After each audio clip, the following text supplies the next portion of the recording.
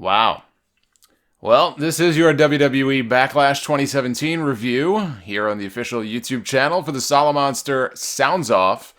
I am the Solomonster here on Sunday, May 21st. Backlash just going off the air a few minutes ago from Chicago.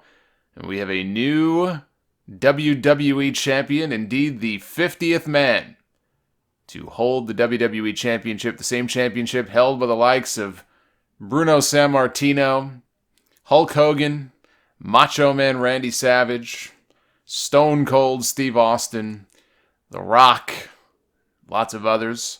You could add the Maharaja, Jinder Mahal, to that list. They actually pulled the trigger. They did the title change in the main event. Jinder Mahal pins Randy Orton. Pins Randy Orton and AJ Styles, by the way, in less than a week to become the new WWE champion.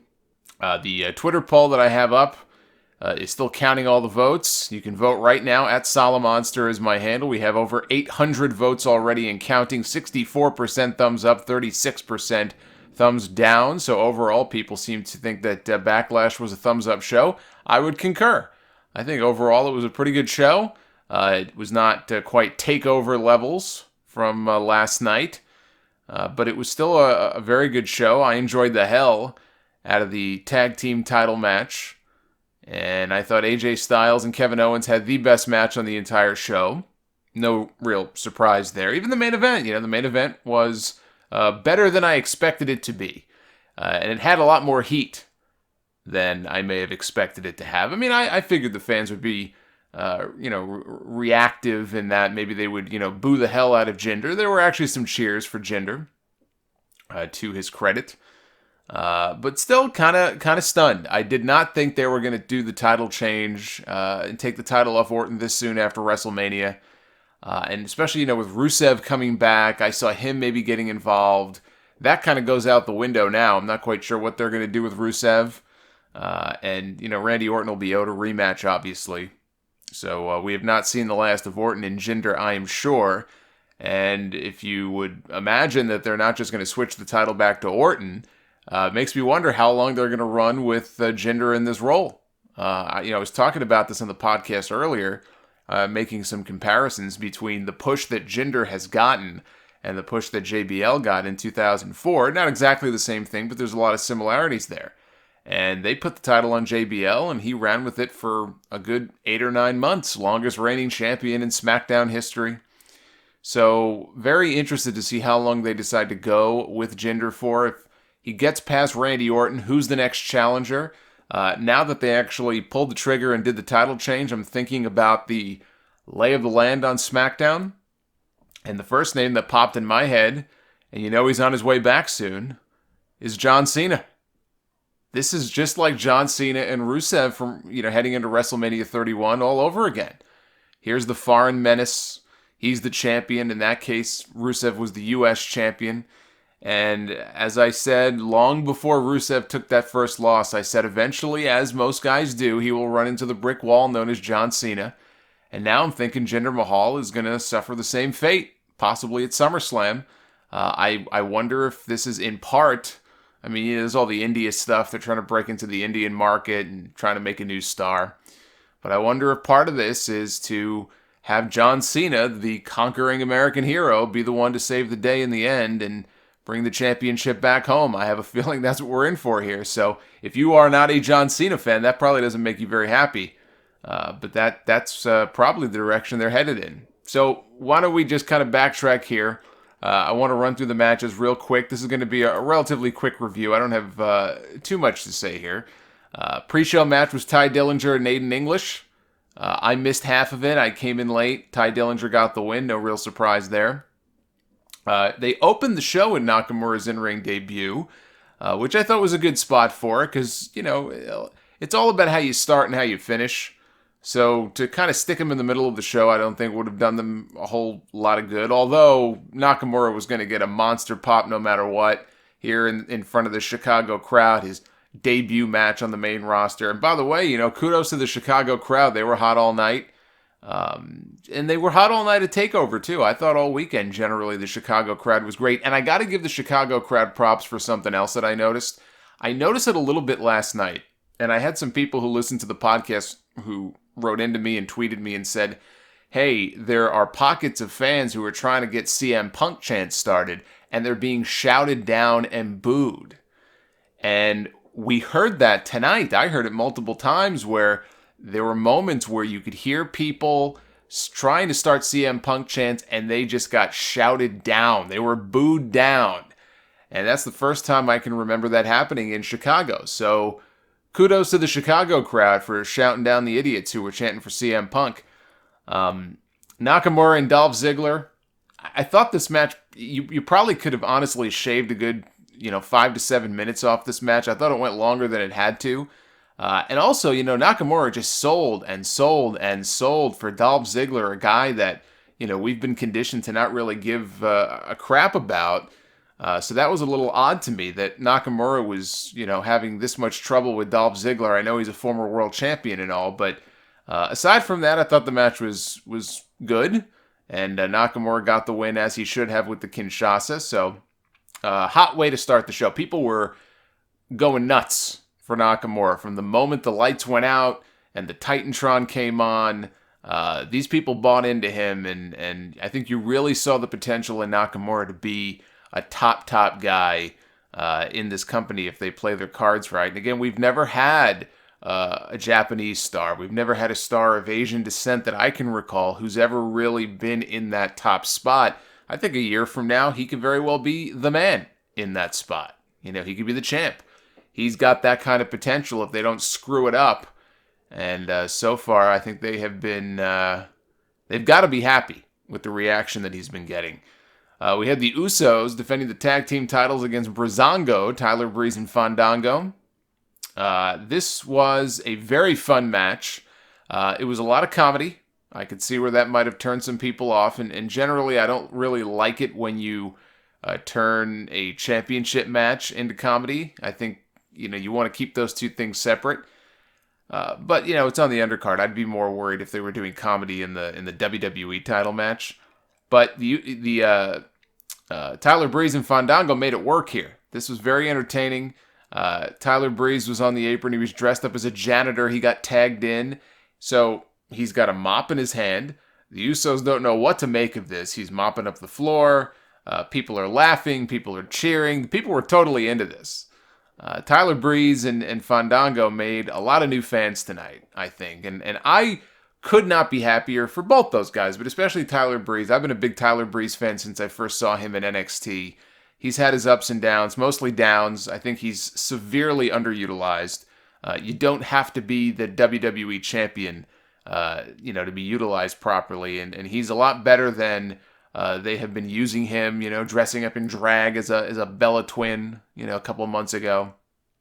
So to see him in this position here on a pay-per-view, fighting for a championship, and to get the kind of reaction that he was getting was a really cool thing as a fan of his for me to see.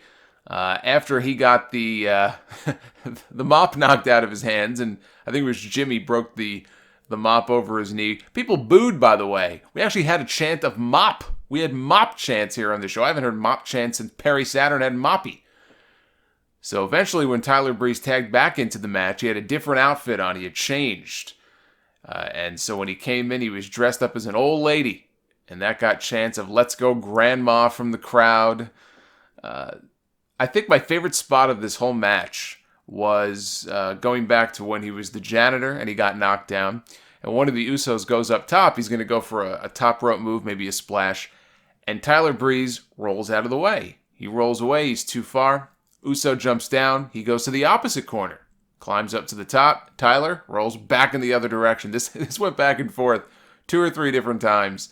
And it's amazing, like, simple spots like that. We saw that in the UK title match last night with Tyler Bate and Pete Dunne. One of the coolest, most fun parts of that match, as great as it was the airplane spin spot with Tyler Bate. A freaking airplane spin. You know how old school that move is? And it's a freaking airplane spin, but yet this guy, he's twirling around at about 50 miles an hour. He's getting a standing ovation for an airplane spin. I can't say that I've ever seen that before. And it's such a safe, such a basic move. So again, if you you don't have to do much sometimes to really hook the crowd in. And that's why these guys are the pros, right? I guess they know what they're doing. So anyway, this match had a lot of heat. People badly wanted to see Breezango win the tag team titles here. I did too. And there was one part in the match where I thought they had it won, and Usos kicked out, and people were very upset.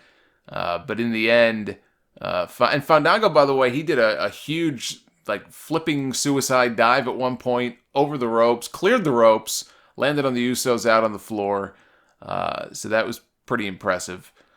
So Fandango was on the top rope at the end. I believe it was Jey Uso super kicked him right in the face, super kicked him off the top rope, and pinned him. Hopefully we have not seen the last of these two teams together. Even though, the challengers lost, so why give them another match? But hopefully they have a whole bunch of other matches, because if they're anything like this, it'll be a lot of fun. We had Sami Zayn and Baron Corbin, which for a good part of this match, as much as I like Sami, this was the opposite of fun. This match, maybe it's because it came after the tag team title match, I don't know. Very slow. Now, they did try to tell a story. Sami had a bad back. Corbin put him in a bear hug a couple of times. He was really working over the lower back. I can appreciate that, but I think it just made for kind of a dull match. It picked up towards the end. Corbin hit the deep six for a near fall. In the end, though, this was also shocking. This is probably the second most shocking finish on the entire show for me. Sami Zayn beat Baron Corbin, and he beat him clean in the middle after the haluva kick. So even though Corbin got most of the match, and Sami sold, because that's what he does, in the end, he got the clean win 1-2-3 right in the middle over Baron Corbin. I did not see that coming. So that was kind of refreshing to see, and I assume that's another feud that's going to continue on. We had the women's match. Oh, also, I want to mention this. Somewhere in here, they had an ad. They had a commercial for Rocket League, which is... I'm not all that familiar with Rocket League. I've heard of it before. Now they have some sort of sponsorship deal, I guess, with WWE. So they had this ad where it's Xavier Woods, Ember Moon, Zack Ryder, and Brennan Williams. Brennan Williams, who, if that's not a name you're familiar with, I think you will be in the not-too-distant future. Played football for a while. He's been down in developmental for quite some time, working the live loops for NXT shows. Very talented guy who, again, I think you will see in due time. This was basically his debut here. He was in the commercial. He was playing, and he even got a little speaking part in the commercial. So that was pretty cool. But keep that name in mind, because I think that's a name you're going to see more of in the future. Charlotte, Naomi, and Becky Lynch against Natalya, Carmella, and Tamina. The welcoming committee here. 6-person tag team match. 6-woman, I guess, tag team match.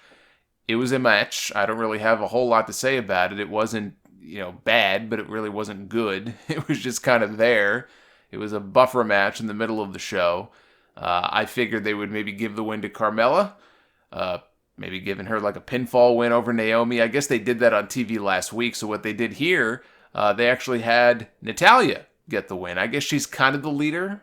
Is she the leader? She feels like the leader of that faction. So I guess that makes sense. She got the win, got Becky Lynch. By the way, what the hell was going on with Becky Lynch's hair? Everybody was talking about her hair at WrestleMania. I was at WrestleMania, and so I couldn't really tell. Her hair did look a little weird, but it was kind of hard for me to see it. So I don't know how her hair at WrestleMania compared to her new do here, but yeah, it was something. It was definitely something to see. But she tapped out in the sharpshooter right in the middle of the ring. So again, kind of a disappointing match, I guess, and that I don't really know what I expected out of it. Maybe maybe it met my expectations. It was just kind of there. Kevin Owens and AJ Styles for the United States Championship. Here's a match I had high hopes for. Given the people involved here, two men who have both beaten John Cena. They had a very good match. Owens worked over AJ's leg, his right leg, for a good part of the match. So that was the body part that he was focusing on. And it played into the finish. So they're outside the ring. And actually there was as they were on the apron at one point, AJ grabbed Owens, who was kind of, I don't know if he had gotten crotched or exactly what happened. He had been on the top rope getting ready to do a move. AJ kind of, interfered with that. And he teased that he was going to give Owens a Styles Clash on the ring apron, which would have been bad news for Kevin Owens, but thankfully he escaped. Although there was one really nasty bump, actually multiple nasty bumps, but there was one in particular where AJ, I believe, gave him a suplex on the ring apron, which, as they always say, they told us this at TakeOver last night, as they did tonight, that it is the hardest part of the ring. But he gave him, I believe it was a suplex, and he kind of landed, not even on the ring apron, he landed right on the edge of the ring apron. That looked like it sucked. So they're outside the ring, and they're on top of the announce table. And AJ is teasing that he's going to give Kevin Owens a Styles Clash onto the announce desk. But Kevin Owens escapes, and in doing so, I guess there was a hole where the monitors go in the announce desk, and AJ's leg fell through the hole, and he kind of crushed himself on the table. And the referee, meanwhile, is counting, and Owens realizes this. He slides into the ring. AJ, his leg is trapped. He's trying to escape. He's trying to get back into the ring in time, and it just does not work out. So he gets counted out. And I generally hate count-out finishes. I just think it's such a lame finish to a match. But it worked here. Here it actually worked. I don't want to say the people weren't upset. They were. But I think they kind of got it. Just, I don't know, the way they reacted. I think they understood that this is only the beginning of this story. And in terms of, Kevin Owens being the heel who gets away with the count-out win, it worked. It actually worked. And the best part about this is it just confirms that there are probably several more matches between these two yet to come. And if they're anything like the one they had tonight, they're going to be very, very good. So I enjoyed this. We had Luke Harper and Erick Rowan. I had almost forgotten that this match was even added to the show.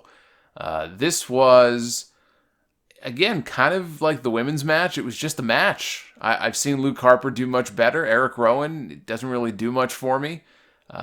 And it was a hard-hitting match. They were beating the hell out of each other, but the crowd wasn't much into it.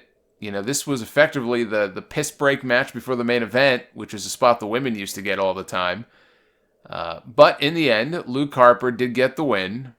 He used his spinning elbow finish, and not much else to say about it. There really wasn't anything special about the match. There wasn't any other kind of big spot in the match. There was one point where I guess the camera showed Rowan's mask sitting on the ring steps, and it showed Rowan almost reaching for the mask. And I think Tom Phillips made mention of the fact that they've seen Erick backstage talking and conversing with the mask. So I don't know if that's going somewhere. But apparently whatever advice the mask gave him, it wasn't good enough because he didn't win this match. And then the main event, Randy Orton and Jinder Mahal for the WWE Championship. Who would have thought, right? Who would have thought that Jinder Mahal would be in a pay-per-view main event wrestling for the WWE Championship when just a few months earlier he was the jobber to the stars here in this company. And not only that, the transformation that this man has had, and this has to be said, and I know a ton of people noticed it, a ton of people were tweeting about it, myself included, not just the transformation in terms of his character and in terms of how he's booked, but the physical transformation. I don't doubt that this guy works his ass off and he trains and he tries to eat well and he hits the gym 5-6 days a week, maybe 7 days a week. I don't doubt that at all. And we've kind of joked, myself and others, about the fact, oh, look at the acne on his chest and the acne on his back, which I suppose doesn't guarantee anything, but yes, that is a telltale sign of steroid use. But I gotta say, he came out tonight, I almost couldn't even look at this guy. It was so disgusting. The acne all over his body, his shoulders, his chest, his arms, his back, and they would zoom in on it. It was so gross. It could not be any more obvious. I just said, get this guy to a dermatologist. Now he's the WWE champion. He's got no excuse. He can afford to take himself to a dermatologist and get this taken care of. And now that he's the champ and we're going to have to see him on television every single week, probably in multiple segments, I sure hope he gets that taken care of. Whatever he's doing, he better dial it back because, as they say, wrestling is a cosmetic business. And hey, he looks like $1 million. I'll give it to him. He's ripped to shreds, but it's freaking disgusting. Seriously, it was so noticeable. It was distracting. So he's in there with Randy Orton. They're having a match. A lot of heat for the match. Orton, right from the bell, went right after Jinder. Didn't waste any time. So they kind of started the match off in a hot way. Then it cooled down a little bit. There were some rest holds in there. Jinder, I always said Jinder's a good wrestler. He's not really flashy at all. There's nothing overly special about him. He's a good wrestler. Orton can be great when he wants to be, which is the key when it comes to Randy Orton. And I've made no bones about the fact that I think Orton has been about as exciting here in this babyface run as champion. He's been about as exciting as a colonoscopy. And if you've never had a colonoscopy before, I can tell you they are not very exciting. So, on the one hand, I was kind of struggling with the fact that I would like to see almost anybody but Randy Orton with that title right now. But I've had a hard time buying into Jinder in this role. I think he could settle into a nice role on SmackDown, not necessarily the champion. It's nice to see him actually winning matches and being competitive and having a character and not just putting other people over. I don't have any problem with that. But I've had a very tough time buying into him as being the champion, right? Or being the number one contender for the title. And then I get criticized, well, you always say you want to see them make new stars. Yeah, I do, but that doesn't mean it's always going to work. I don't fault them for trying to make a new star. I'm not blaming WWE. I'm just saying I have not been able to fully embrace him in that role. I've not bought into it yet. And part of the problem actually is WWE's fault because they spent so many friggin' months and years telling us why we shouldn't give a crap about this guy, turning him into a joke. The flip was so quick and so sudden. There was no real build to it at all. Yeah, you know what? Some people, it's going to take some time for them to buy into Jinder Mahal as being championship material. I don't think it's such a stretch to expect that there's going to be an adjustment period for a lot of people who have been watching this product for any number of years. So I don't begrudge them for trying to make a new star, whatever their rationale is, whatever their reasons are. I just wasn't convinced that he was the right person for the role. I'm still not convinced. Hey, I'm happy for the guy. He obviously works hard. I still, frankly, think that Rusev would have been a good choice for that spot. And who knows, maybe Rusev yet will end up. Hey, if Jinder Mahal can be WWE champion, what that is evidence that anybody could be WWE champion. No matter how hard you may have it, no matter how much of a losing streak you may go on, no matter how much they may beat you down, and you're putting over guys left, right, and center, Jinder Mahal is a great inspiration. He should be a great motivator for everybody in that company and everybody on that roster that anybody at any given moment can be the champion. Now, I don't know what that says for the championship, but that's a different story. The match itself I thought was good. Like I said, had a lot of heat. There were "Let's go Jinder sucks" chants. Randy Orton, the funniest thing all night, and the scariest too. Later in the match, he's outside, the Singh brothers. He picks up one of the Singh brothers for like a back suplex, drops him down to the announce desk. He picks up the other Singh brother, does the same thing, but he over-rotates this guy. This guy landed literally right on top of his head.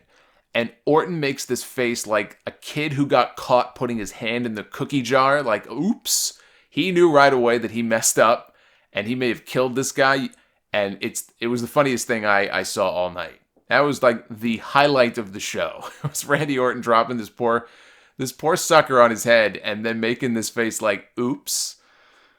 Thankfully, guy got up, so obviously he's okay. He didn't break his neck or anything like that. Orton ended up bringing both of them in the ring, double draping DDT. He's got his back turned. Here comes Jinder. Cobra clutch slam. 1, 2, 3.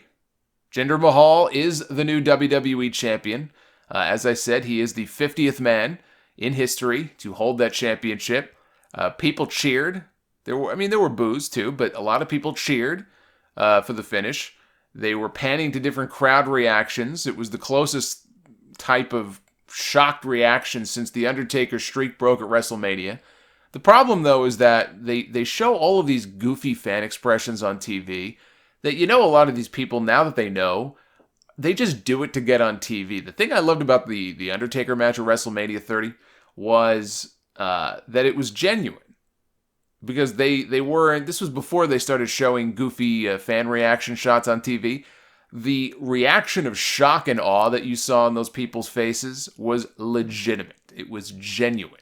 And I'm not convinced now when they do this that even half these reactions are genuine. I think people are just mugging for the camera. So that kind of takes a little bit away from it. But I don't doubt that a lot of the people in that building were shocked. I was shocked myself. I really did not think, because I don't pay attention to the odds and all that. Like at the last minute when the smart money comes in and you hear about the betting odds. Because to me, clearly there are people in that company who know the results. They bet money. They make money. Good for them. But it's a giveaway, right? At the last minute, the results all of a sudden are out there, and I don't want to know the results of the show, so I don't pay attention to that stuff. So maybe there was a swing in the odds at the last minute that I wasn't aware of. But I really did not think they were going to switch the title here. But they did. And now the question is, what do you do? Do you go all the way with Jinder? Do you just say, you know what, we're putting all our eggs in this basket and we're going to see how far this guy can go? Maybe they will, maybe they won't. Maybe a month from now, Randy Orton will be champion again. And he'll move on to someone else like Rusev or Baron Corbin. But I look at this and I say, if they're going to keep this title on him for any length of time, who on the SmackDown roster do I think is going to be the guy to take that championship away from him, if not Orton in the rematch? And the very first name that pops into my head is John Cena. And I'll bet you that that's exactly what they're setting up here for John Cena to come in on his white horse as the American hero to win his 17th World Championship, which would, in fact, make him number one in terms of, at least in terms of the record that, the fake record that WWE peddles of, 16 world titles for Ric Flair, even though we actually had like 21 or something. But once Cena hits 17, he's all alone on top, and it's going to happen at some point. And I think it may well be Jinder Mahal who does the JOB for John Cena when the time comes. So that is your Backlash card. I'm just going to bring up the poll results here, see where we're at. Oh, wow, we're over 1,100 votes already. 65% thumbs up, 35% thumbs down. So yeah, overall thumbs up. You guys seem to like Backlash. As I said earlier, it wasn't quite on the level of TakeOver last night, but a good show nonetheless. And I'm willing to give Jinder a chance. I'm still not really a fan of this. I don't know that he's the right guy for the spot, but it is fresh blood on top. And we'll see how he does. Hopefully, 3 months from now, I'll be more than happy to sit here and say I was wrong if this guy is the hottest heel in the business. But I am skeptical. So if you have any feedback or comments on the pay-per-view, let me know what you thought. Let me know why I'm wrong in the comments section below. Hit the subscribe button. You can follow me on Twitter and take part in our poll.